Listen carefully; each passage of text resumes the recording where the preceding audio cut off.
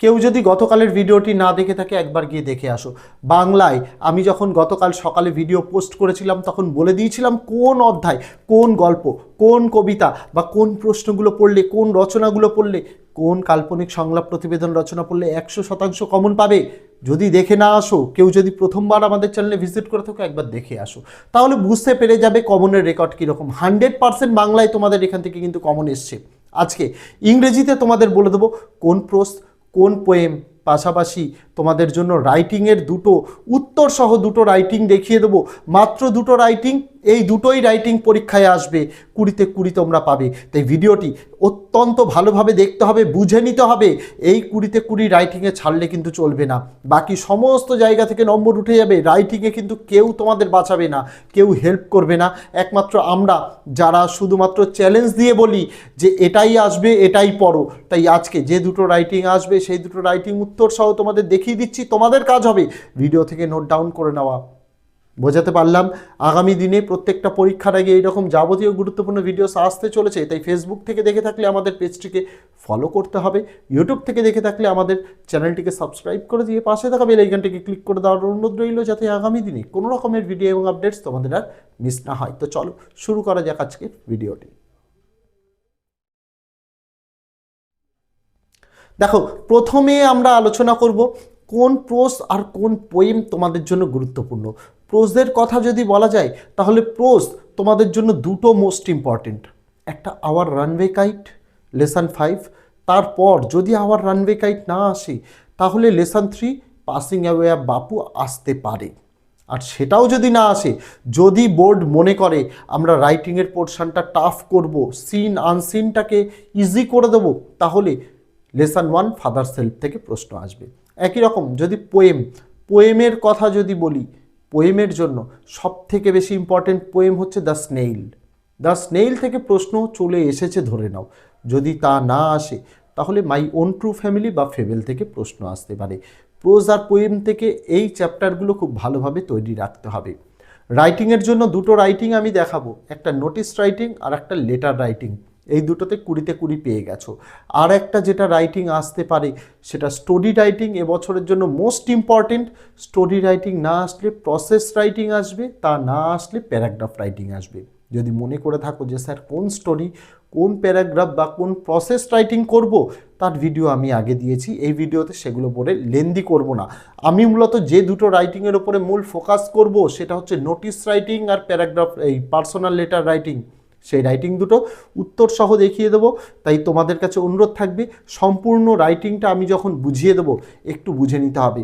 Writing মনে রাখতে হবে তোমাদের 100টা ওয়ার্ডসে লিখতে হয়, ঠিক আছে? 100টা ওয়ার্ডসে, বেশি লিখলে যে বেশি নম্বর দেবে তা নয়।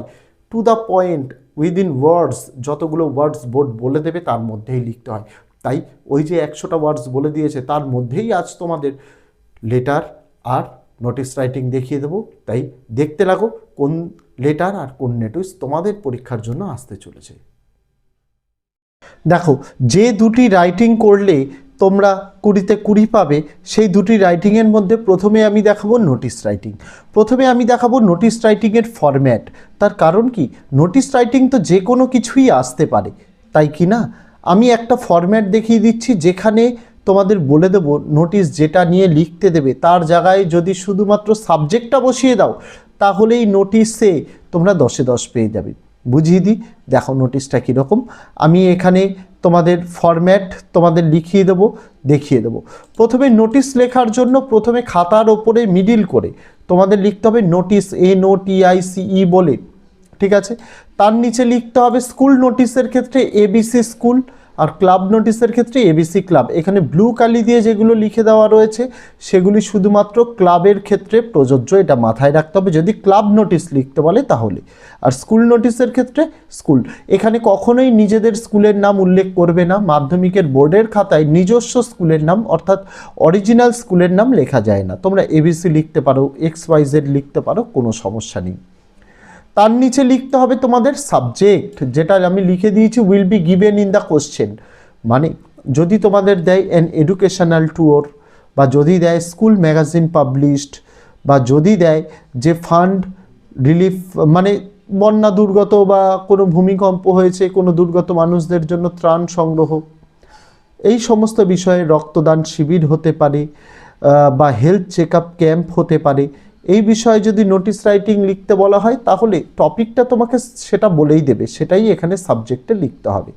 তার নিচে এখানে লিখতে হবে রেফারেন্স নাম্বার, যেটা আমি লিখেছি এখানে কালো কালিতে যেগুলি লিখে দেওয়া রয়েছে এগুলো তাই লিখবে, কোনো পরিবর্তন করতে হবে না। শুধুমাত্র লাল কালি দিয়ে যেটা লেখা রয়েছে তার জায়গায় তোমাকে পরিবর্তন করতে হবে। এখানে রেফারেন্স নম্বর দিয়ে 77/B লেখা আছে তাই লিখবে। তারপরে এখানে ডেট আমি আজকের ডেট দিয়েছি, যেহেতু আজকে আমি তোমাদের নোটিশটা বোঝাচ্ছি। তোমরা কি করবে, আগামীকালের ডেট দেবে। এখানে আমি 2/2/2026 দিয়েছি, তোমরা দেবে 3/2/2026, অর্থাৎ যেদিন পরীক্ষা হচ্ছে সেই দিন।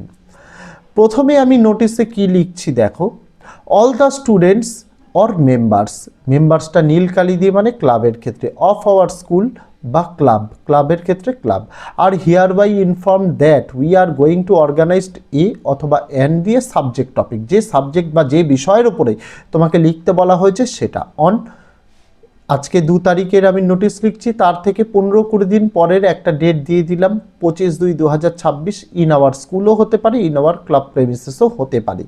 আর এডুকেশনাল এক্সকারশনের ক্ষেত্রে ইন দিয়ে এখানে আমাদের লিখতে হবে জায়গাটার নাম, যে কোন জায়গায় নিয়ে যাওয়া হচ্ছে। শান্তিনিকেতন হলে শান্তিনিকেতন, পুরুলিয়া হলে পুরুলিয়া, যে জায়গার কথা তোমরা লিখতে চাও সেই জায়গার কথা তোমরা এখানে লিখতে পারো। এই কথাটার মানে কি, এখানে অল দ্য স্টুডেন্টস অর্থাৎ সকল ছাত্রছাত্রী, আর মেম্বার্স লেখা আছে ক্লাব নোটিশের ক্ষেত্রে মানে অল দ্য মেম্বার্স মানে সকল সদস্যদের, অফ আওয়ার স্কুল মানে আমাদের স্কুলের, আর অফ আওয়ার ক্লাব মানে আমাদের ক্লাবের, are hereby inform that we are going to organise, সবাইকে জানানো হচ্ছে যে আমরা অনুষ্ঠিত করতে চলেছি এ অথবা এন দিয়ে সাবজেক্ট টপিক। এ কখন হবে, যখন কনসোনেন্ট বা কনসোনেন্টের মতো উচ্চারিত সাবজেক্ট টপিক থাকবে তার আগে এ হবে।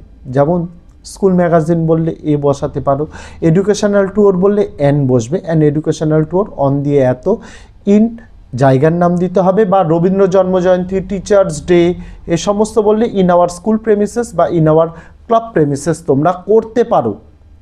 তারপরে কি লিখছি দেখো, যেহেতু আমি একটা ওভারঅল ফরম্যাট লেখাচ্ছি আর উইদিন 100 ওয়ার্ডস, তাই আমি কি লিখছি দেখো, Haynes we রিকোয়েস্টস the willing students or members to submit their names to their respective class teacher or secretary on or before এত তারিখ 18/2/2026। তাই সকল আগ্রহী ছাত্রছাত্রী বা আগ্রহী সদস্যবৃন্দদের কাছে আমরা অনুরোধ করছি তারা যেন তাদের নাম নথিভুক্ত করে দেয় তাদের ক্লাস টিচারের কাছে অথবা সেক্রেটারির কাছে। কত তারিখের মধ্যে, অন অর বিফোর মানে 18/2/2026 তারিখের মধ্যে। এখানে স্কুল নোটিশের ক্ষেত্রে স্টুডেন্টস, ক্লাব নোটিশের ক্ষেত্রে মেম্বার, স্কুল নোটিশের ক্ষেত্রে রেসপেক্টিভ ক্লাস টিচার, ক্লাব নোটিশের ক্ষেত্রে সেক্রেটারি। তারপর কি লেখা হচ্ছে, for any further information regarding this you are requested to contact the undersigned. এই বিষয়ে যদি আরও কোনো তথ্যের প্রয়োজন হয় তাহলে এই নোটিশটির নিচে যিনি সই করেছেন আন্ডারসাইন্ড, যিনি সেক্রেটারি, তার সঙ্গে যোগাযোগ করা যেতে পারে। তারপরে আমরা একটা কনক্লুশন দিচ্ছি যেটা প্রত্যেকটা নোটিশেই তোমাদের দিতে হবে, সেটা হচ্ছে your wholehearted cooperation in this programme would be greatly appreciated by us. এটা লেখার পর তোমাদের কি লিখতে হবে, তোমাদের লিখতে হবে এইখানে ডান দিকের নিচে ক্লাব নোটিশ, স্কুল নোটিশের ক্ষেত্রে এসডি সেক্রেটারি মানে স্টুডেন্ট সেক্রেটারি দিয়ে ইয়োর নেম মানে নিজের নাম, যেমন আমার নাম শঙ্কর হালদার, আমি এখানে আমার নাম লিখব। তুমি ক্যান্ডিডেট, তোমার নাম লিখবে। আর যদি ক্লাব নোটিশ হয় তাহলে এসডি অর্থাৎ স্টুডেন্ট এই কথাটা লিখবে না, শুধু সেক্রেটারি দিয়ে নিজের নাম। ক্লাব নোটিশের ক্ষেত্রে এই যে বাদিকে লিখেছি countersign by the headmaster with seal and date, এটাও লেখা চলে না। এটা শুধুমাত্র স্কুল নোটিশের ক্ষেত্রে লিখতে হবে countersign by the headmaster with seal and date লিখে ওপরটা ব্ল্যাঙ্ক রাখতে হবে। এইভাবে নোটিশ লিখলে 10-এ 10 পেতে তোমাকে কেউ আটকাতে পারবে না। অনেক পণ্ডিত ব্যক্তিরা এসে বলবে যে এইটুকু লিখলে 10-এ 10 পাওয়া যায়, বোর্ডের পরীক্ষায় টু দ্য পয়েন্ট লিখলেই 10-এ 10 পাওয়া যায়। আর এইটা কতগুলো ওয়ার্ডসের মধ্যে সেটা তোমরা একটু কাউন্ট করে নিও। এই যে নোটিশটা টোটাল 100 ওয়ার্ডসের মধ্যে, আমি যেটা লিখেছি সেটা 100 উইদিন 100 ওয়ার্ডস বলা হয়, এটা 100 ওয়ার্ডসের মধ্যেই আছে। এবার দেখাবো পার্সোনাল লেটার রাইটিং। আগের বছর এডিটোরিয়াল লেটার রাইটিং এসছে, এবছর পার্সোনাল লেটার রাইটিং আসার সম্ভাবনা প্রবল। দেখো এরকমও হতে পারে যে এবছর পরীক্ষায় লেটার রাইটিং দিলই না, তার জায়গায় নোটিশ তো আসবেই, নোটিশের পাশাপাশি স্টোরি আর প্রসেসিং দিয়ে দিল, সেটাও হতে পারে যদি রাইটিংটাকে টাফ করার কথা মনে করে বোর্ড। আর যদি তা না করে তাহলে লেটার রাইটিং আসবেই, আর সেটা যদি আসে তাহলে পার্সোনাল লেটার রাইটিং। যদি আসে তাহলে কিভাবে লিখবে? পার্সোনাল লেটার রাইটিং মানে বন্ধু আত্মীয় স্বজন পরিজনদের চিঠি। কিভাবে লিখবে? প্রথমে ডান দিকের ওপরে নিজের নাম, তার নিচে নিজের ঠিকানা, তার নিচে যে ডেটে চিঠি লিখছো সেটা। তারপরে বাদিক থেকে শুরু করবে ডিয়ার লিখে বন্ধুর নাম লিখতে পারো, বা যাকে চিঠি লিখছো তার নাম লিখতে পারো। এখানে কি লেখা হচ্ছে? I have received your letter just now, আমি সবেমাত্র এখন তোমার চিঠি পেলাম। I am very glad to read your letter, আমি তোমার চিঠিটি পেয়ে অত্যন্ত আনন্দিত হয়েছি। তারপরে দেখো বাস্তব জীবনকে মানে বাস্তব জীবনের কথা ভেবেই লেখা হচ্ছে চিঠিটা। In modern days letter writing system becomes fade due to coming of internet and mobile, কিন্তু বর্তমান দিনে তো দাঁড়িয়ে ইন্টারনেট এবং মোবাইল ফোনের জন্য চিঠি লেখার প্রথা প্রায় বিলুপ্তই হয়ে গিয়েছে। So I want to thank you first, তাই প্রথমেই আমি তোমাকে ধন্যবাদ জানাতে চাই। তারপর কি লেখা হচ্ছে? It is my pleasure to write you a letter, এটা আমার কাছে অত্যন্ত আনন্দের বিষয় যে আমি তোমাকে চিঠি লিখছি। I want to explain about the, আমি তোমাকে বিস্তারিত জানাতে চাই যে কিসের বিষয়? যে বিষয়ে চিঠিটা লিখতে দেবে সেই। ধরো দিয়ে দিল যে about the preparation of Madhyamik examination, সেটা লিখবে। বা দিতে পারলো যে a place, a historical place you have recently visited, সেটাও লিখতে পারো। যা বিষয়ে বলবে শুধু সাবজেক্ট টপিকটা লিখবে। তারপর so I right it here briefly about, তাই আমি এখানে তোমাকে তার বিস্তারিত জানাচ্ছি বলে এই যে 3টে লাইন ফাঁকা রেখেছি, এই 2-3 লাইন তোমাদের যে টপিক বলবে সেই টপিক সম্পর্কে দিতে হবে। সাপোজ ধরো বললো যে কোনো জায়গায় ঘুরতে গিয়েছো, সেই ব্যাপারে তোমাকে চিঠি লিখতে, তো ঘুরতে যাওয়ার জায়গার নাম, সেখানে গিয়ে তোমার অভিজ্ঞতা 2-3 লাইনে তোমাকে লিখতে হবে। লেখার পর তারপরে ওই প্যারাগ্রাফের সাথেই কি কি লিখবে দেখো। দ্যাটস অল ফর টুডে, আজকে এইটুকুই। I am waiting for your next letter, আমি তোর পরবর্তীর চিঠির জন্য অপেক্ষা করবো। So you have to reply as soon as possible, তাই তোকে আমাকে অত্যন্ত তাড়াতাড়ি এই চিঠির উত্তর দিতে হবে। Keeps it in your mind, এটা কিন্তু তোর মাথায় রাখিস। লাস্ট প্যারাগ্রাফে আমরা কি লিখছি দেখো। Convey my best regards to your superiors, বড়দের আমার প্রণাম জানাস। Convey my lovely blessings to your youngster, ছোটদের আমার ভালোবাসা জানাস। Hope your positive reply and your well time, আশা করব তোর থেকে একটা ভালো সদুত্তর এবং তোর ভালো সময়ের। Pray to God for your well days, ভগবানের কাছে প্রার্থনা করব তোর যেন দিনগুলো ভালো যাক। লিখে যদি বড়দের কাউকে চিঠি লেখো তাহলে উইথ রেসপেক্ট লিখবে, আর বন্ধুদেরকে বা ছোটদের যদি চিঠি লেখা হয় উইথ লাভ লিখবে। তারপর এখানে ইয়োর্স ট্রুলি কাদের লিখবে? বড়দেরকে, সম্মানীয় ব্যক্তিদের লিখলে ইয়োর্স ট্রুলি, অথবা বন্ধুদের বা ছোটদের লিখলে ইয়োর লাভিংলি, বা বাবা মায়ের ক্ষেত্রেও ইয়োর লাভিংলি লিখতে পারো, তার নিচে নিজের নাম।